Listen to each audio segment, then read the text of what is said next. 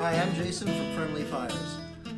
One phone call we get a lot in our stores is I'm having problems with my wood fireplace or insert or stove, and then I'm getting a lot of smoke coming back in the house. I know the chimney is clear of obstructions, it's been swept, so that's not the issue. What's going on? What's wrong with my stove? So I'm going to show you how to start a stove when we're having that problem of smoke back into the house.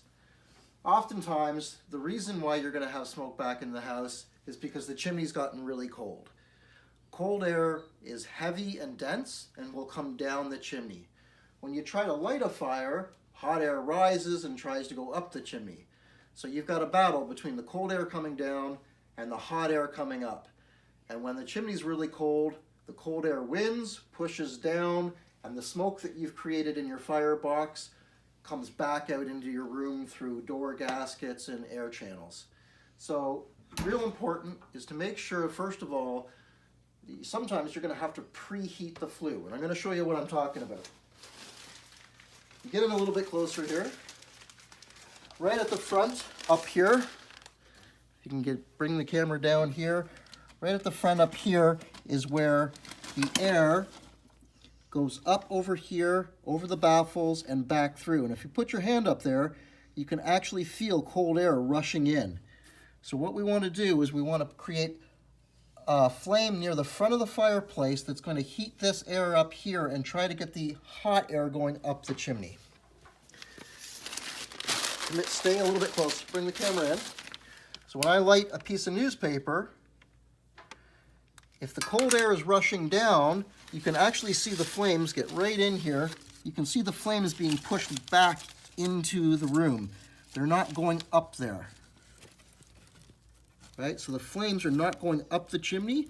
They're being pushed back into the room, as is the smoke. So this means if I were to try to light a fire, all this smoke is going to blow back into my house. I can already see bits of ash and newspaper being blown back in here. So I got to try to preheat the chimney. And I'm just going to hold that flame right there, right near the front. I can see a little bit of smoke coming off the paper. And I'm slowly going to try to warm that flue up and get the hot air rising up the chimney. When I see those flames from the fire licking up around the baffle heading towards the back of the stove, I know I've reversed the flue and got warm air rushing up the chimney. It may take a couple newspaper torches, so it's always good to have a few rolled up and ready to go. So I'll heat another newspaper torch.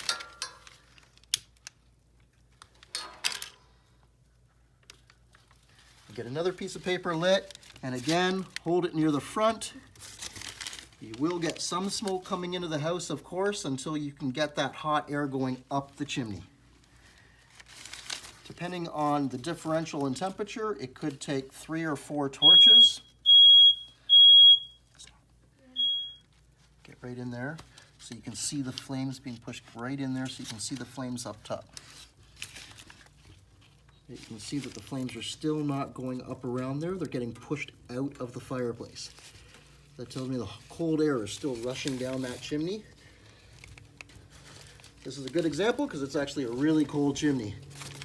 So we've got to keep working on it with a couple newspaper torches. There are electric heaters that you can actually put into your fireplace. Small electric heaters, close the door, let the electric heater work away at warming that air and getting it going up the chimney. You can use little portable heaters that you can buy at the hardware stores. For stove and inserts, we also sell a draw collar, which is basically a piece of smoke pipe or liner that gets attached to the fireplace and has an electric element that will heat that chimney up. The advantage of that, of course, is you're not sitting here putting smoke into your house with newspaper torches. And again, you can see these flames are being pushed down and into the house because that cold air is so heavy. It can take quite a few torches if the temperature is really cold in your chimney. Okay, hit stop. So when your chimney is really cold, sometimes even lighted newspaper torches don't work. or it can take a really long time, in which time all that flame and smoke is still blowing back into your house. One option is a small electric heater. You can actually put a small electric heater into your fireplace,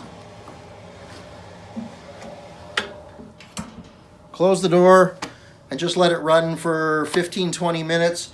It'll reverse the flow. It'll get that warm air going back up the chimney and prevent that cold air from coming down.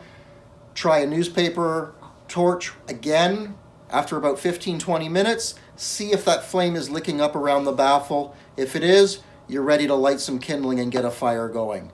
We'll check back in a minute. Okay, so the chimney was really cold. The newspaper torches were not going to heat it up in time without having a ton of smoke coming back in the house. So we actually put an electric heater in the fireplace for 10-15 minutes. We'll pull that out, and I will check to see if we've got positive draw up the chimney yet. We're going to light another newspaper torch. Get her in there.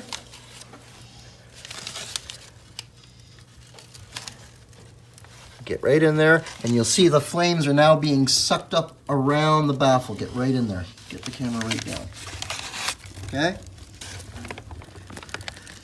So the flames are actually going to get it sucked up around the baffle. They're not being pushed back into the house any longer, but they are drawing up there. All the smoke is going up the chimney. Nothing's getting pushed back down. So that tells me that the flue is now warm enough. We can create a quick kindling fire and get it started. Stop. So I'm not going to get into discussions about 15 different ways of building a fire. Everybody has their own method for building a kindling fire. A lot of people use the top-down method. I like the simple start with a kindling fire and get it going from there.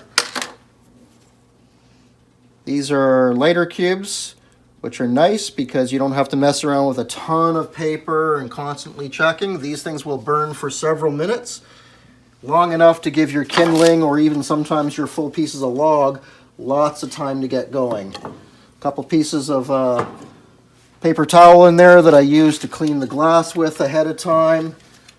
Don't throw those in the garbage. You might as well just burn those.